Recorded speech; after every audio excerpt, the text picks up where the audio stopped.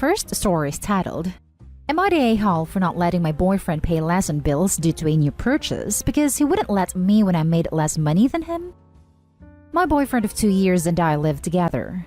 We split expenses 50-50 when it comes to rent, groceries, utilities, things for our house, etc. We both make about the same money working full-time. We keep our finances such as our own vehicles, doctor bills, cell phone bills, etc. separate. My boyfriend recently made an irresponsible and unnecessary purchase.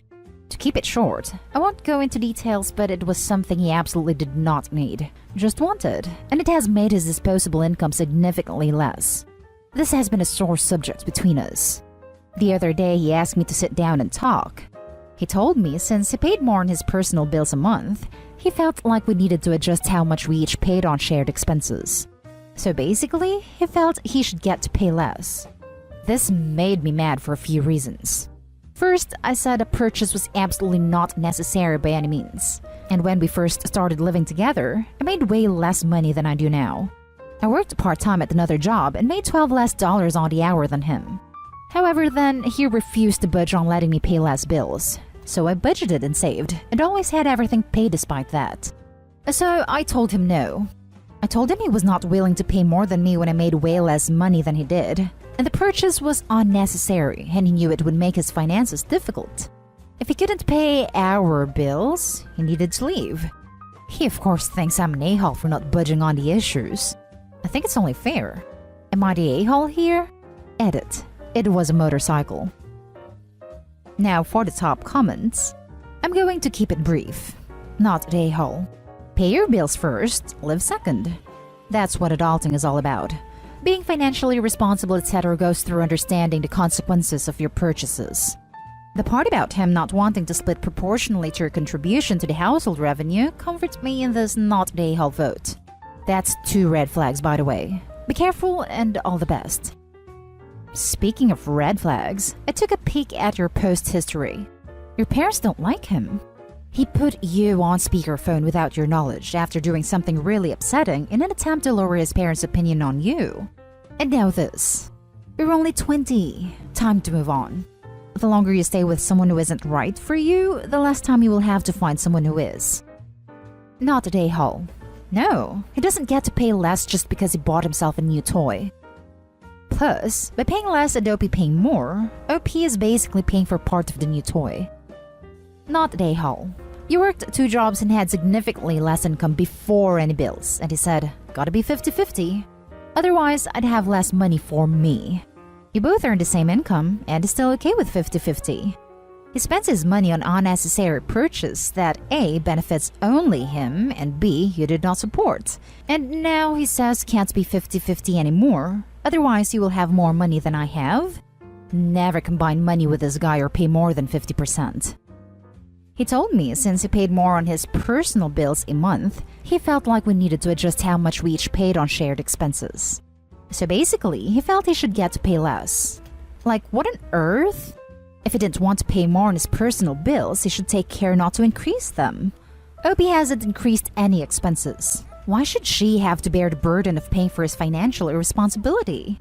The shared bills didn't increase, which means Opie has no responsibility in causing the increase, but she has to pay the price? I can't put into words how ridiculous and entitled his request is. What exactly do you see in this guy, Opie? He sounds like a piece of work and more trouble than it's worth.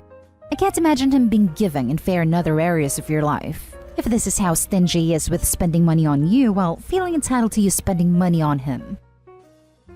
Now for the next story.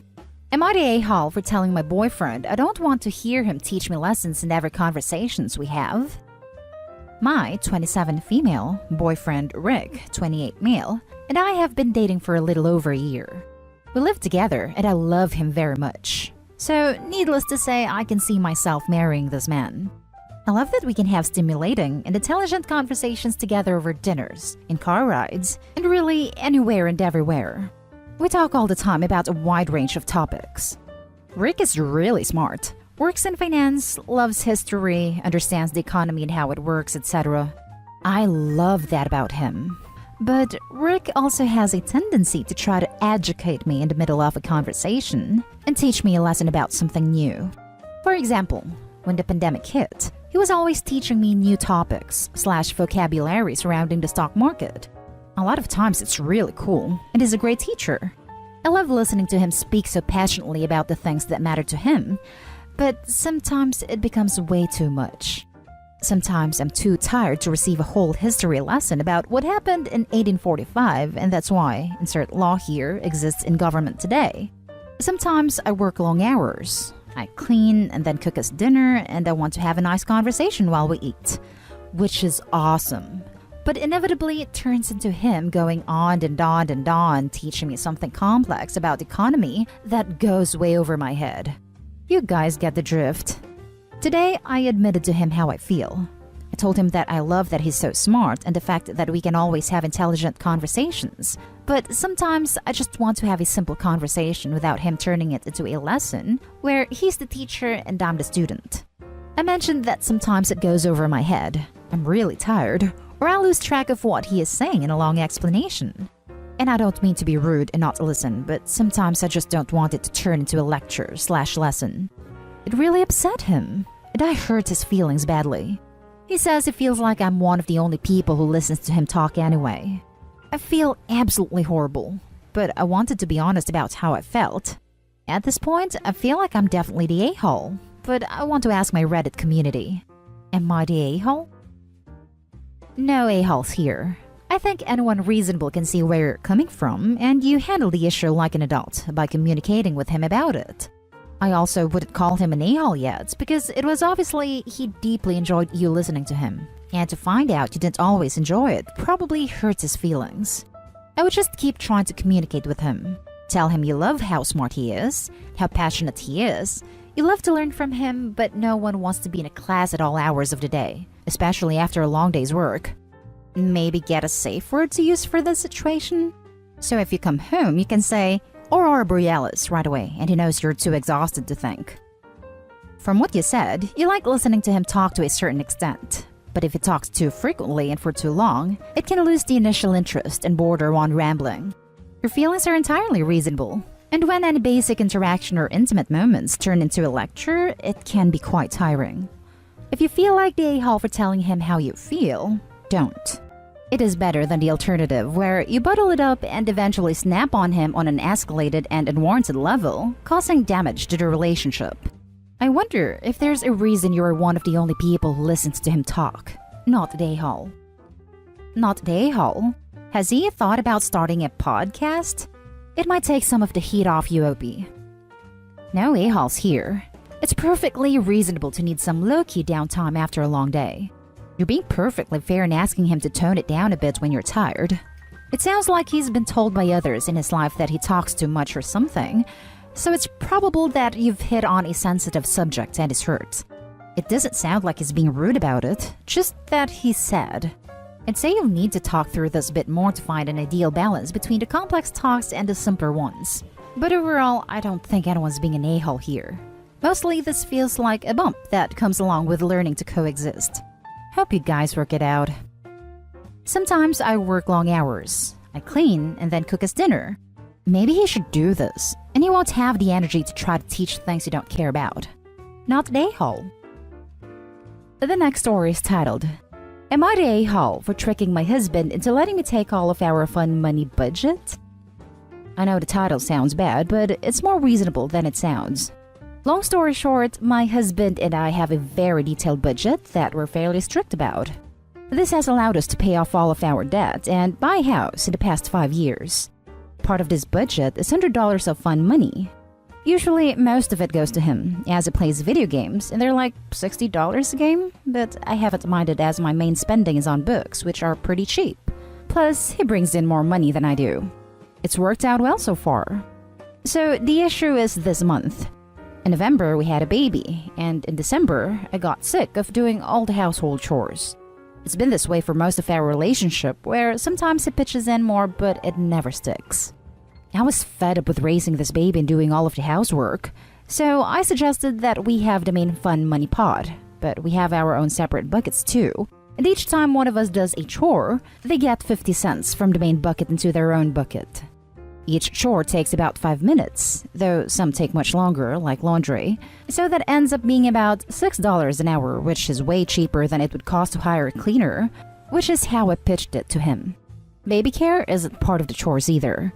He agreed because he felt it would help motivate him to help me more. Cue eye roll. So we agreed on the chores and started this on February 1.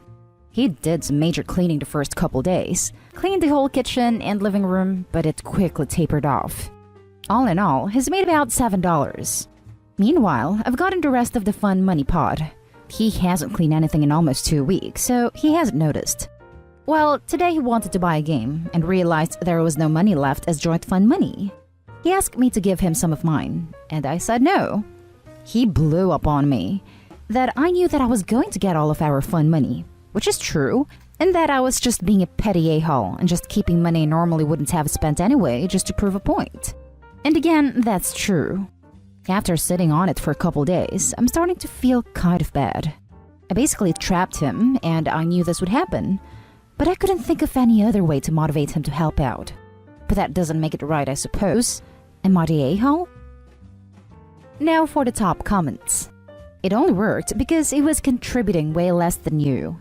And you excluded a category that is a lot of work and that you are doing most of from the system too.